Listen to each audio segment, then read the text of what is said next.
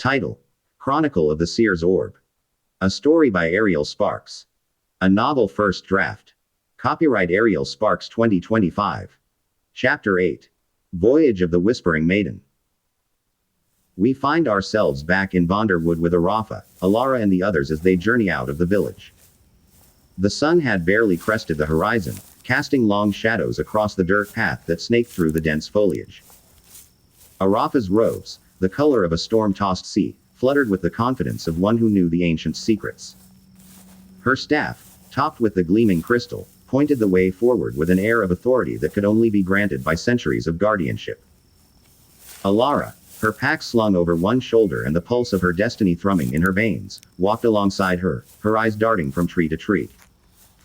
The path, she noticed with a furrowed brow, was not the same one that her father had described to her, the one he had taken when he had returned, so many weeks ago. It was a detail that, amidst the chaos of the Sentinels' escape and the urgency of their departure, had slipped through the cracks of her consciousness. But now, as the shadows of the forest grew more pronounced with every step, it was a question that demanded an answer.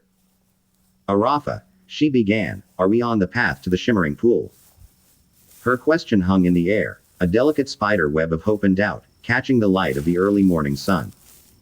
The Grand Elder's eyes turned to her, a smile tugging at the corners of her lips.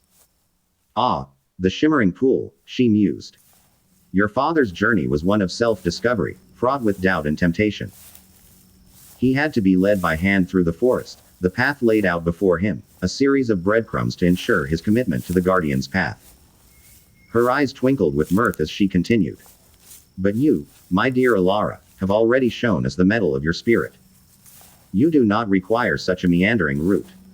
Maziba, ever the vigilant protector, took the lead, his eyes as sharp as the blade at his side.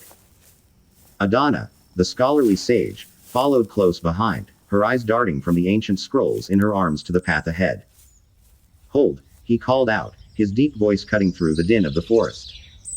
His hand, as large as the roots of the ancient trees, gestured to the left, towards a slope that descended into shadow. Alara, her curiosity piqued, peered through the foliage and caught a glimpse of something shimmering in the early morning light. It was a vessel, large and alien, nestled in the embrace of the river. "What is that, Maziba?" she urged, her eyes wide as saucers, drinking in the sight. The burly guardian chuckled, his voice a warm rumble in the quiet of the dawn. "Ah, the wonders of technology long forgotten," his eyes gleaming with a mix of amusement and respect. "It is a means of transportation, young Alara, one that slithers through the veins of the earth, as if it's a serpent in the water." Arafa chides in, with words that brought calm and a sense of mystery. "You see, child, the elders has many means to traverse the lands." Alara, her eyes wide, stared at the curious contraption, her heart racing faster than the river's flow. The vessel before them was indeed a marvel, a child born of the union between a mighty oak and a swift-moving salmon. Its wooden structure was as intricate as a spider's web, with large, round windows of thick glass that gleamed, refracting the morning sunlight as it entered in. The shape was peculiar, a blend of a sphere and a fish's tail, and the two bulbous appendages at its rear looked as though they could sweep the shadows away with a flick, much like the mighty oars of the ancient mariners that her mother had mentioned in her bedtime stories. "Maziba," she asked, "has this vessel ever graced our village before?" Maziba turned to her with a wry smile and said, "Ah, young Alara, the technologies of the ancients are a tapestry of secrets and wonders. This vessel, a child of a time lost to modernity, surfaces only when its presence is required." Arafa's eyes sparkled, a silent challenge in their depths. "Come now, Alara, step into the embrace of fate. Your journey begins with this vessel, and it shall be your gateway to the hidden wonders of the world." Alara's heart raced as she approached the circular opening, the large window revealing a cabin imbued with the mysteries of the ancients. The vessel resembled a creature from a bygone age, one that had slumbered beneath the earth until it was called forth by the hands of destiny. Her hand, trembling, reached out to touch the cool, smooth wood, feeling the work of ancient craftsmanship beneath her fingertips. The interior was unlike anything she had ever seen. The floor was flat and the walls curved upwards, meeting in a point at the rear, as if the chamber had been sliced from a larger sphere. Benches, worn by time, lined the sides, their arches a graceful embrace of the space. In the center, a single chair sat, beckoning to her, a seat of control. It was a place of power, she realized, a seat from which the technology of the ancients could be controlled. The control board before her was a symphony of levers and crystals, gleaming in the soft light that filtered through the windows. The levers, some as long as her forearm and others as delicate as a feather, stood sentinel beside a series of crystal hemispheres that pulsed with an inner light. Arafa's eyes gleamed as she took her seat in the central chair, her hands moving with a dexterity that seemed at odds with her age. "Hold tight, my dear," she said, her voice a warm embrace as she reached for a large, ornate lever. "The knowledge from the ancients are about to reveal their secrets to you." Alara scrambled into the seat, her breath hitching as she felt the cool embrace of the leather envelop her. It was as if the chair had been molded to the very essence of those who had come before her, passing their wisdom and strength into her bones. The seat was the size of her bed, its size dwarfing Alara's frame. The worn leather was a comforting presence against her back, a silent guardian as she stared wide-eyed at the array of crystals before her. Maziva and Adana took their places at the forward controls, their movements as synchronized as a pair of dancers in a moonlit glade. They touched the gleaming levers with the reverence of priests before an altar, their eyes never leaving the crystalline orbs that pulsed ancient power.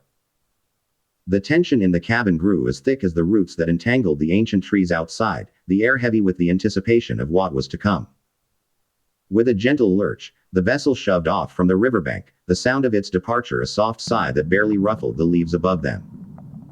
The water churned around them as the vessel glided through the current, the large windows framing the world outside as if it were a painting come to life.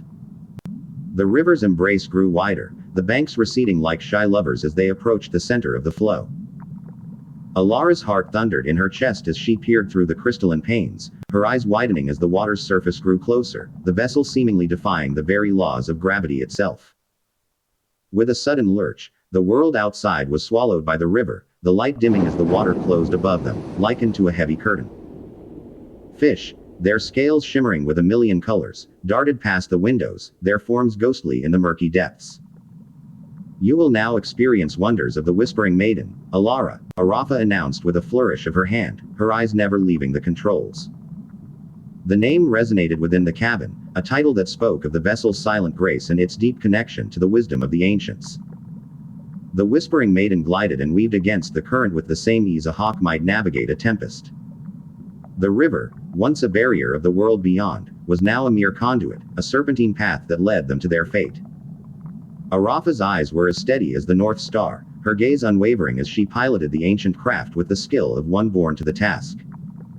Maziba, his hands as deft as a master weaver at the forward controls, was a study in concentration. His fingers danced over the gleaming levers, the crystals beneath his touch responding with a pulse of light. It was a dance of power, a silent conversation, and a ballet of precision and strength that kept the vessel on course. His eyes, sharp as the blade he had wielded in the clearing, darted between the instruments before him, reading the river as if they were a map etched in the fabric of time itself. Adana, the keeper of lore, watched with an intensity that could have set parchment ablaze. Her eyes, usually lost in the dusty tones of the archives, were now wide with excitement, drinking in the river that flowed around them. The scrolls she had brought with her lay forgotten on the bench beside her, the secrets of the ancients temporarily replaced by the living history unfolding before her eyes. "Maziba, are we near?" Arafa prodded. The burly guardian nodded once. "Aye, Grand Elder, the directions of the ancients guide us true." Alara watched, her heart racing like a deer in the hunt, as Maziba's hands danced over the crystalline controls. The river walls grew closer, the light dimming to a shimmering embrace that spoke of hidden secrets and forgotten lore. "Alara," Arafa said with a glinting glance, "brace yourself. The elements are about to show you a marvel that few have seen." Her hand, as elegant as the arc of a swan's neck, gestured towards the left bank of the river. The young girl leaned forward, her grip on the edge of her seat, white-knuckled with excitement. Her eyes widened as the vessel took a sharp turn, the water outside the windows swirling, a wheel of color, a kaleidoscope of emerald and jade. The riverbank grew closer, and there, nestled in the embrace of the earth, lay the shimmering pool she had heard so much about. But this was not the horizontal oasis of her father's tales. It was upright, a mirror that reflected nothing but ancient power. Hold on, Arafa's voice was firm. The vessel shot towards the light, the gloom of the riverbed giving way to an explosion of energy. The light grew, enveloping them in a warm embrace that seemed to lift the very air from their lungs. Alara's eyes widened in astonishment as she felt the pull of the shimmer. It was as though she were being tugged by invisible threads, her body straining towards the light. What sorcery is this? She breathed, her voice a mere wisp amidst the symphony of energy that grew ever louder. Maziba chuckled, his eyes not leaving the controls. Not sorcery, child, but the very essence of the ancients, power. The vessel, as if it had a mind of its own, surged forward, the water around it swirling into an energetic dance that formed a whirlpool of liquid emerald. The spirals grew tighter, the river coalescing into a maelstrom that seemed to beckon them closer to the light. Alara felt the pull of the water, the elements tugging at her very soul. Steady, Arafa said, her voice a beacon in the storm of emotion. The path will guide us through the veil. Her hand hovered over a crystal, its light pulsing in time with her words.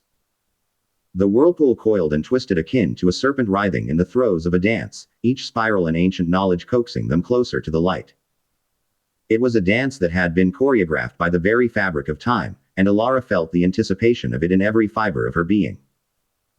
The vessel's hull shuddered as it brushed against the edge of a spiral, and for a moment, she could have sworn she saw a face in the water, a silent sentinel that had come to usher them through. And then, with a suddenness that took her breath away, they were through.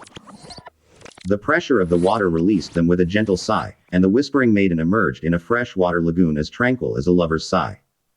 The light, which had been a shimmering beacon, now enveloped them in a warm embrace. The reverberations from the journey echoing in her mind, a throbbing of 1,000 soft voices.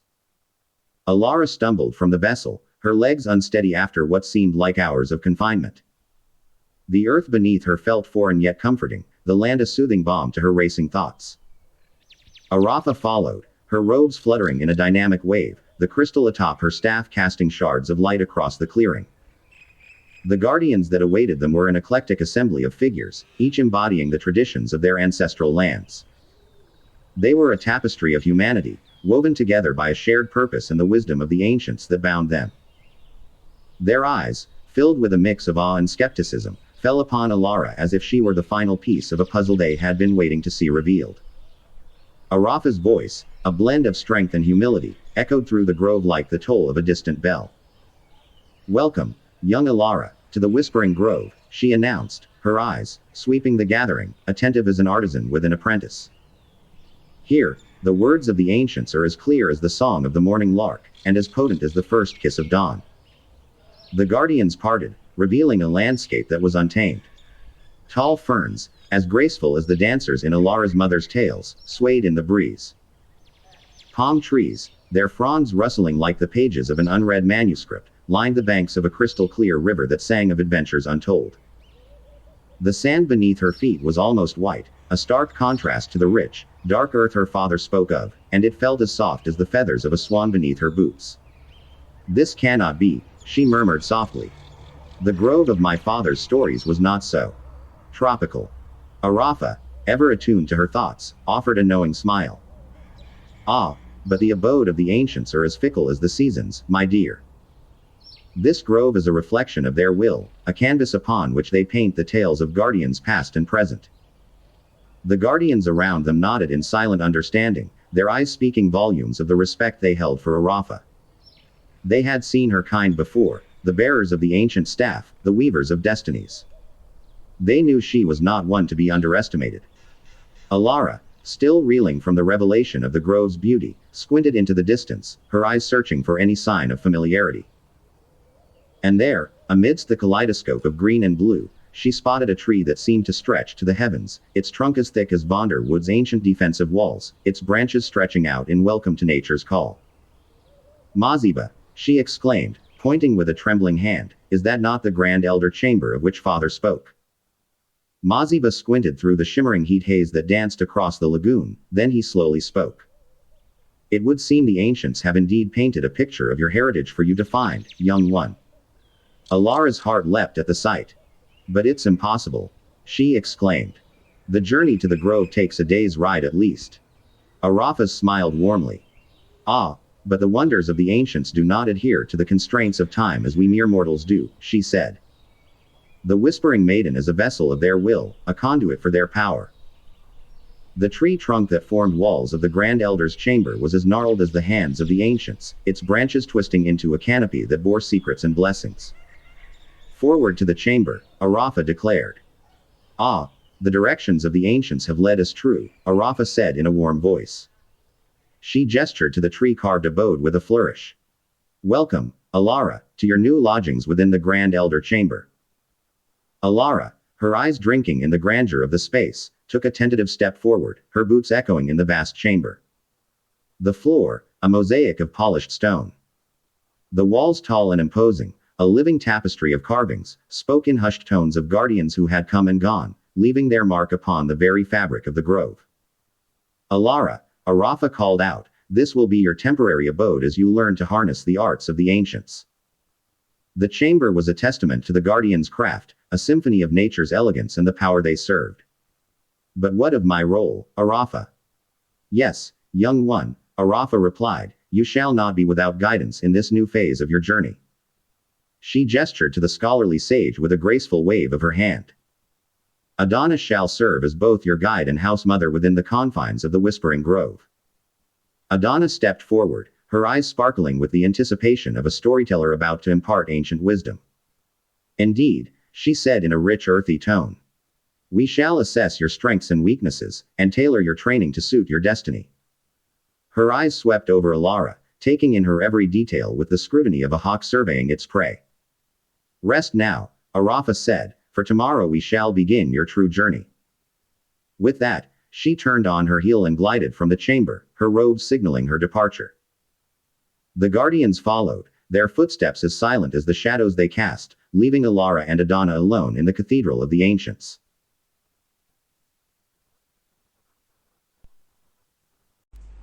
Well, there we have it. Alara has touched down in the grove, with a journey time apparently less than the dawn. What welcome awaits her, and what does her training have in store for her? Tune in next week as the story continues in Chapter 9. Welcome to the Whispering Grove.